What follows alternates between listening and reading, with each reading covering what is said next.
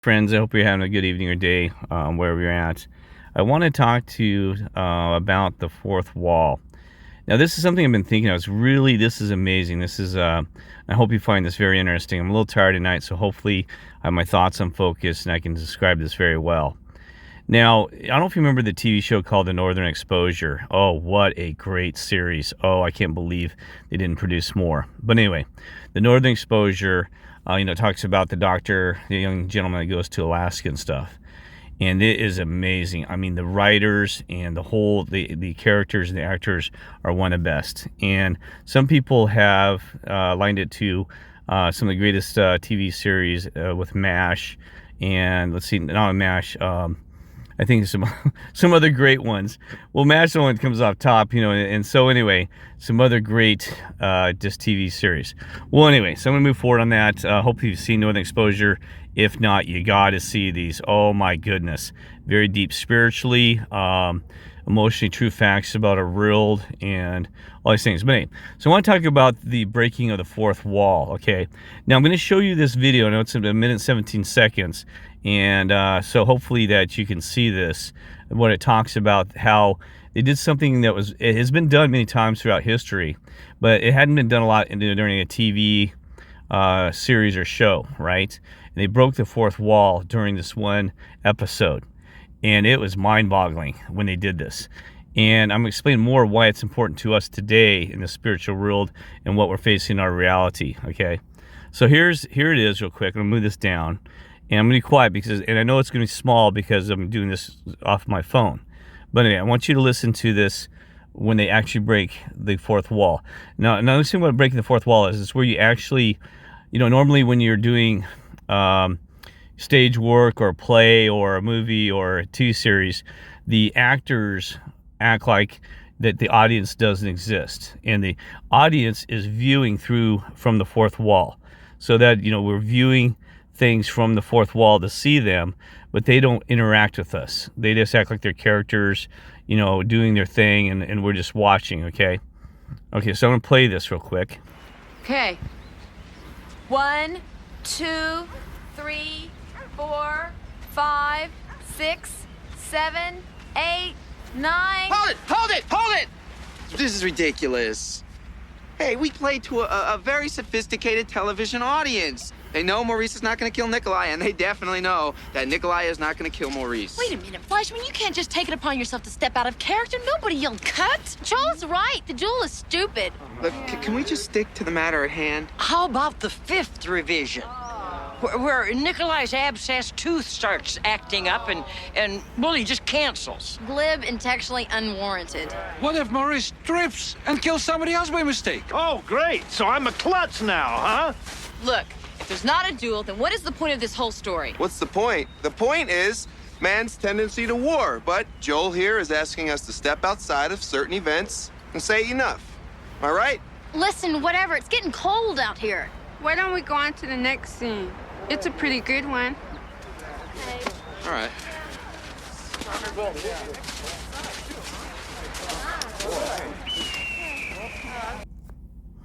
Now, isn't it amazing? Now, I'm trying to explain a little bit what's going on here with my thoughts and what we're seeing here. Now, here's what's amazing about this. It's kind of like us that are fully awake now, that we know the world's a stage, the reality's been scripted, but we do have a creator God. So don't think that I'm just, that we're just that I'm being blasphemy and things like that. It's just amazing how that we awake, we see that the world's a stage, right? And it doesn't mean people are not getting hurt and these things like that. So we still continue to show love, but we do have what's called NPCs, non-player characters. We have background people and all these things, human prison bars, other terminology for them. We treat them like normal, which you respect, because we don't know who is and who isn't, and we don't know who has a soul and who doesn't. So it's, I'm not trying to, so we don't judge, right? So we just treat everybody the same.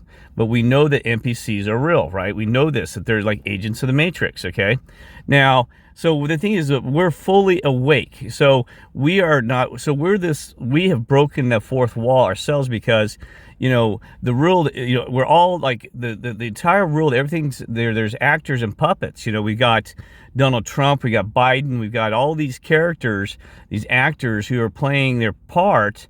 But the thing is, we don't know. Do they know that they're playing these characters?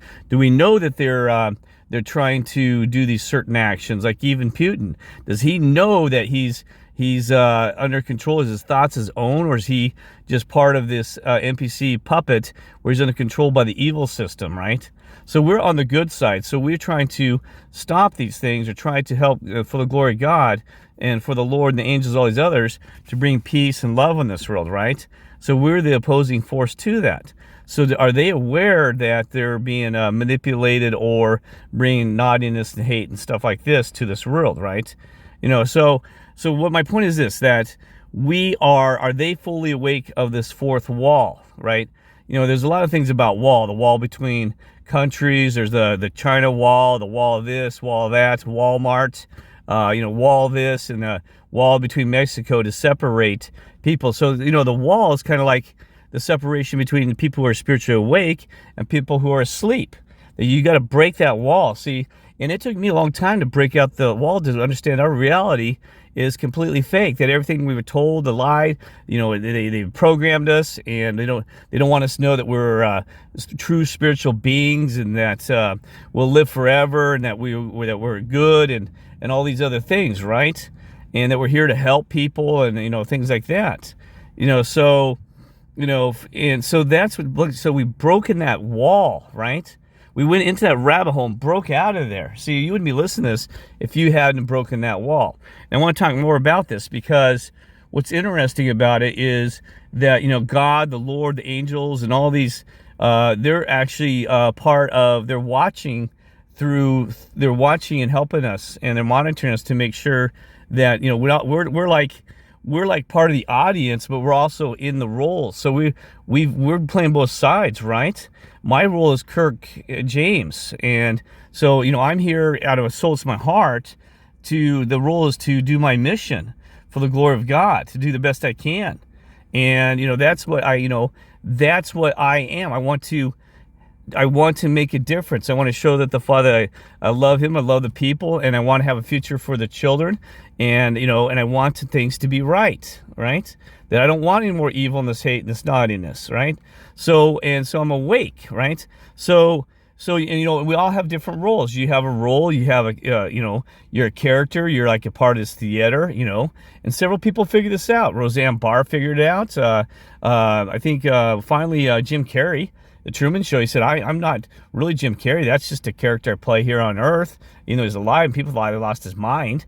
Most people said if they hear this coming from Kirk, they said, oh my God, he's lost his mind. No, it's because I understand, like even the Bible talks about scripture. It's a script, right? And we follow the script, we follow the rules, and and we got to, that's sometimes you got to go beyond the Bible. Sometimes you got to go beyond the Christian Bible to understand, this reality and what, things that we're supposed to be, right? And, so we don't argue whether Earth is flat or round or these things like that. We focus on, how can we bring peace and love and things like this. Sorry to go on about that, okay? So what I'm talking about is that I know, and I would do this role anyway. It's not like the creator came up and said, hey, Kirk, you need to do this, and you're just going to act. See, it's got to come from your true heart and soul, too. I'm not just an actor of Kirk, that I'm just playing a part and really don't care about these people. I truly have my soul. I truly have my heart. I love the Lord. I love the angels. I love God. And I love all these things, right? And that is truly in my soul, my spirit, my being. So it's not, some people that just play these characters, right? They come with false love, the narcissist, the sociopath or whatever, when I'm trying to insult them, but they don't come with true love in their heart and their soul, right? And I know you do. So we're ones that have true being, true emotions, true feelings, and that we are doing our character with trueness in our heart and our soul, right? Because I wouldn't do this, right, if I didn't have that in myself anyway, right? So anyway, so I'm going to bring this up also about there's a great write-up I want to show you about the that talks about this, because it's really mind-blowing. I hope you don't mind me reading it to you, because I mean, there's a lot here, and if it gets long, just cut it off. But it's really important. The fourth wall. See, this is like the fourth dimension, right? Too. When they talk about 3 dimensions are real, and the fourth dimension is kind of like this. That the fourth dimension is, you have broken the barriers of this programmed world, this fake reality, and you are working with the spiritual world. So that's like the fourth dimension. You've moved beyond. You've gone into the twilight zone, right? So anyway. So the fourth wall is a performance convention in which an invisible imagined wall separates actors from the audience. Well, it's kind of like there's an invisible wall between here, us, and the heavens, right? And also there's an invisible wall to us and the Creator. We know the Creator loves us, no longer there, but there's this invisible wall that we're put in this wall, because most of these people don't even seek any spirituality. Some do, some don't. Some are so brainwashed by the system, all they worried about is, the material world, right? So they can't see that the whole spiritual world, that, it's about 99% of this world is actually spiritual, right? But they can't, they're the 1%. It's upside down. They talk about the 1%ers of the world that are the wealthy or this and that. Well, we're probably the 1%ers that can see all the way through all these things. We're the top of the 1%, right? That we see these things, and the rest of these people, they don't see these things that are going on. They don't understand that music's been, creators been trying to communicate through music, through TV, through art, through all these channels. And we've had, the Lord trying to reach out to you. We've had, everything possible. So if you're not awake, then somehow you've completely denied and been self-centered to the point where it's unbelievable, right? And I kind of fell for that a while, but then, at a certain point, everybody's been, the door has knocked, or they've heard the calling, and because everybody's had that opportunity. It's just whether you woke up to it or not, or what happened to you. So anyway, the fourth wall is a performance convention in which visible, while the audience can see through this wall, the convention assumes the actors act as if they cannot. Well, that's like the people that's real, the NPC, they act like they don't realize that they're just playing their part. Biden, Trump, and even some of your friends and family, they take the download and they just play their acting part. They don't realize that their interaction, that there's an audience, which is us being watchers of this earth, watching what's happening, watching what's Russia to Ukraine, and they don't care. Some of them don't care, some do, but we're watching, and we're also part of the audience of the spiritual, where, we're kind of, and then we know that the spiritual world is watching us too, that they're part of that audience, right? I'm trying to describe the best I can. See, we're seeing it both ways through that wall, but some people never see the wall, even though they're playing their part and their character, right? And some are probably not, they don't even realize, and some actually choose just to be a part of the audience, where they're watching the world go around and not partaking and helping and want to make a difference in this world, right? So they're trapped on either side of that wall, right? So you got to see through that wall both directions, which you've done. So, that wall kind of is invisible because they hide it. The TV programming, they don't want to tell you that what's going on. You don't taught this in school. So it's invisible to us. That's why you shall seek, thou shalt find. The Lord said this: keep seeking, keep looking, and you'll find, right? It's right there in Scripture. Keep digging, keep looking, right? So anyway, so it goes on about this. It says, from the 16th onward, the rise of illusionism is a staging practice which culminated in the realism and naturalism of the theater of the 19th century. Well, the realism, this is your reality. This is what we're talking about. And it said it led to the fourth developed comment. Well, anyway, because I don't mean to ramble so much, but even Plato talks about the shadow on the wall. He goes, we're living in a kind of like a movie. He said that, we're observing shadows on the wall. That's kind of like a projection against the cave wall, right? And by the way, so like I said, you're also living in a simulation. It's kind of like Simpsons simulated. There's also SimCity, the video game. There's people that are wearing sunglasses everywhere. I wear my sunglasses at night. The song, and also everybody's wearing sunglasses because sunglasses are symbolic of another communication and simulation. But like I said, don't panic. It's a super simulation. It's awesome that your creator has you part of this simulation, right? And like I said, the fact that you're in a simulation is actually good because then you don't have to worry about a rogue, chaotic universe where an asteroid just goes boom, boom, and blow us off the face of the Earth and we all die. And so the fact that it's so finely tuned. So thank you, our God, our Creator. You're the best for. It's just amazing beyond our comprehension. You said we could never comprehend you or understand you. You are kidding me. Because we can't even understand that we're kind of like in a simulation, but it's real to us, and that's what we've got to realize. That's our reality. We don't have to call it simulation. That makes people panic. Because even if it's, the word, because everybody thinks digital, computer, and all those other things.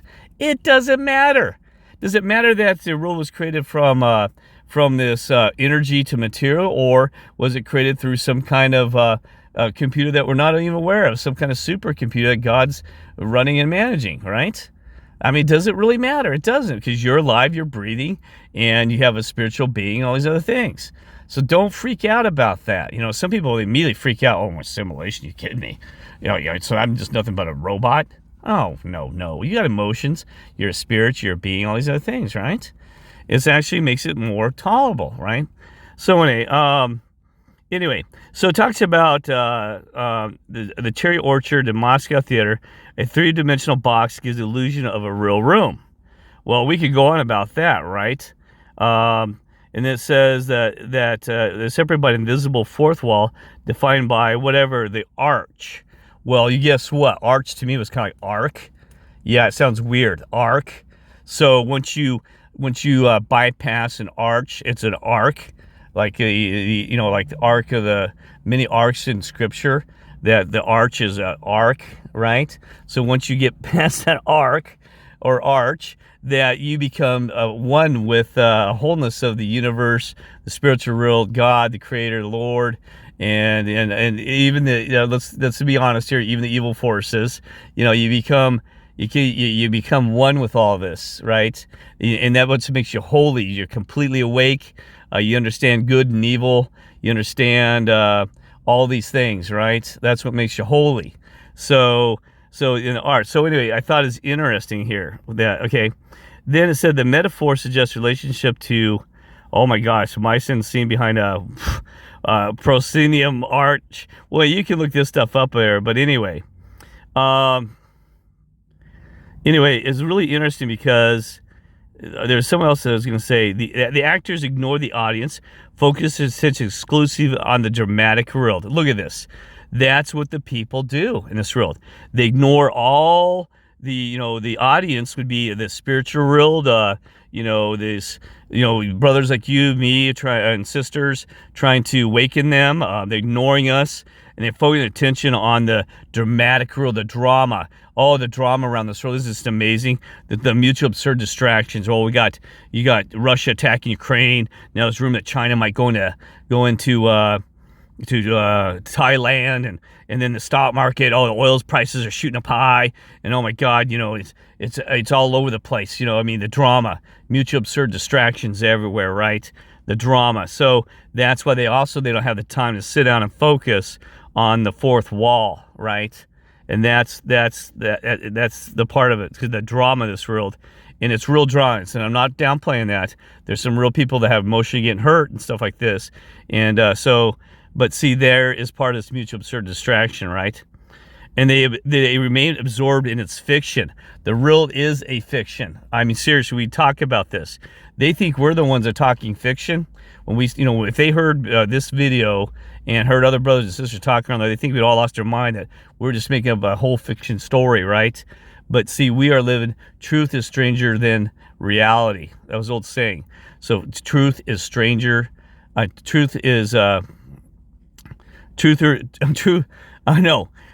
So anyway, so you understand this, right? It's a theatrical production. You know what's really interesting? If you break down, and I told you before, Earth, it means the theater right in there. See, if you break down see that theater word right there? EATHR, the Earth, right? Anyway, so and it talks about called public solitude. Well, but there's a lot of good stuff in here, and I don't want to go on too much about it, but I want to hit out some key points as I was reading this. It says in practice, performers often feed off the energy of the audience in a palpable way while modulating performance around the collective responses, especially action on outbursts or laughter, so that lines are not delivered inaudibly. Well, there's a lot of energy, so a lot of the rule is about energy flow and currency and stuff like that. So that's why we have a lot of this going on. I'm trying to explain it better. That we have a lot of energy is generated on this earth about emotions and war and things like this, right? It makes the real kind of spin with this currency, right? Breaking the fourth wall is when the performance convention, having been adopted more generally in the drama, is violated. This is again through directly referring to the audience. Okay, think about that for a minute. The play as a play. Well, that's kind of what we've done. We've realized, hey, we're living in a scripted, the whole world's theater, right? And our creators kind of scripted this thing along, right? So or the characters are fictionality. Well, we know that some characters are NPCs, they're agents of the Matrix, human prison bars, whatever, right? So that we have broken that fourth wall. A similar, well, anyway, so, I've done that. I've gone on about that too much, but anyway. So is used to describe such effects as those in media. The breaking the fourth wall is also possible in other media, such as video games and books or whatever, right? Anyway, the typical stage fourth wall being a house or whatever. Anyway, so, you could probably do a lot of analogy using this stuff and going through this. It says, Vincent can describe it as that visual scrim that forever separates the audience from the stage. Oh, that's interesting. Anyway, it talks about ancient Greece. Sometimes it was done, but anyway, Peter Pan. It was interesting. I do want to bring this up. It said a lot of children theaters that the characters will break, like a puppet show or something. They'll break out of the thing and then engage with the audience. And Peter Pan, he actually, remember, says, help to revive the fading Tinkerbell. If you believe in fairies, clap your hands. Seriously, they try to get you engaged in it. Isn't that amazing? So, like children of God, that's the thing, is that I was thinking about that is sometimes I was trying to use analogy. Gosh darn it, I'm trying to think where. Well, I've seen miracles and things like that where God has, thankfully, and so has the Lord and angels, broken out, because I wouldn't have been fully awake if they hadn't let me participate in some of this spiritual witnessing and seeing things and helping. So thank you, because I would not have been all the way there. I wouldn't have realized that there's so much more. And that gave me confirmation once I saw miracles. And you've seen things like timing, sequence, synchronicities and stuff.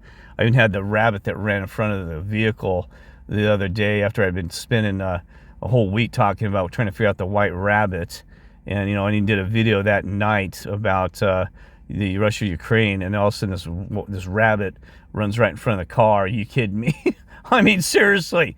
And yes, I haven't seen a rabbit again all night, that night, this morning. I've not seen a rabbit since. But anyway, so pay attention to your environment. God, the Lord, angel, they're talking to you, and not just me. And sometimes you miss it. And sometimes I look back at I've looked back years, and I said, oh my goodness, I didn't realize that was something that was communicated to me. So pay attention to your environment, right? Listen to people. Sometimes God works with people. Sometimes God shows you through music, or shows you things around your neighborhood, your wherever, right? Pay attention, right? So let's see. I'd like to check out some of these movies. Like the silent film was one of the first ones. It says of breaking the fourth wall, and the men who have may have led me. Something about this. But anyway, some great people. Groucho Marx directly spoke to the audience in Animal Crackers, and Mel Brooks and Monty Python. I mean, kidding me? Monty Python, a classic. Yeah, I remember them.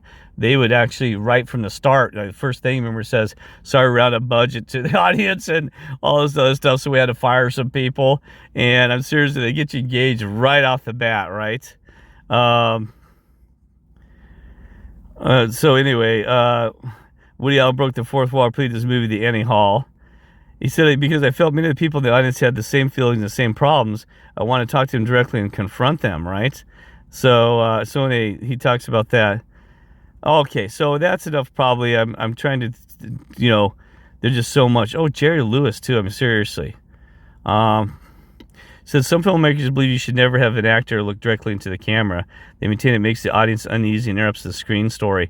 I think that it's nonsense. Usually I have my actors in single look directly into the camera at least once in a film if a point is to be served. Wow. So, I mean, there's a lot of stuff around there. The Nutty Professor, blah, blah, blah, blah, blah, blah, blah, blah, blah, blah. Anyway, so there's a lot here, right? Now, you also got to understand that God has a reason for not just, right in these days, just not completely just overwhelming us with, hey, I'm here, and, in this things like that, because, some of the learning experience in going through these things is that invisible wall. You know what I mean? I've learned so much through that invisible stuff, right? And then also it makes us brothers and sisters work together and communicate to try to understand our reality, getting focused, and so it's kind of a, we're it's part of the whole process, right? Anyway. Bugs Bunny, I'm telling you. So I'm going to quit talking about that. So anyway, that's about it. I hope that it's just amazing. And so anyway, so I don't want to go through this, but all this, but it's just shocking, and we keep learning more and more. So many of us, and I'm learning this. I keep thinking I hit the end of that learning process, and there's just a little bit more. Like even there's some things I constantly want to go back to, and that's why I still want to do a video about retrocausality and about physics that proves about things that's going around our reality and how things are kind of modified historically to some extent by retroactivity, and more about this whole reality, how it kind of functions, and it's just amazing. So anyway, so that's it for tonight. I hope you're having a great evening or day where you're at, and remember, stay positive, have no fear, stay on the good side. Of course you're going to do that. I hope so. Yeah. And so anyway, and so that's all it. All right, love you all, and God bless.